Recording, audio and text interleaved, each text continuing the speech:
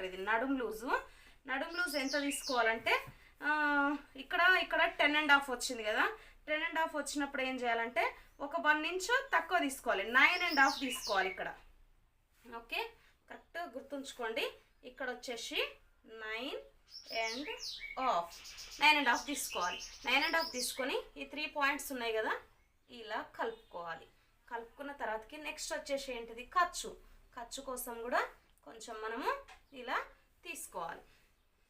Next చంక తీసుకున్నాము. చంక రౌండ్ తీసుకోలేదు. చంక రౌండ్ తీసుకోవడానికి ఈ మధ్యలో 1.5కు ఒక మార్కింగ్ తీసుకొని ఇక్కడ నుంచి మంచిగా నీట్గా రౌండ్ చేసుకోవాలి. ఓకే, చూడండి నేను ఎలా చేసిన ఇట్లా ఎంత నీట్గా రావాలి రౌండ్.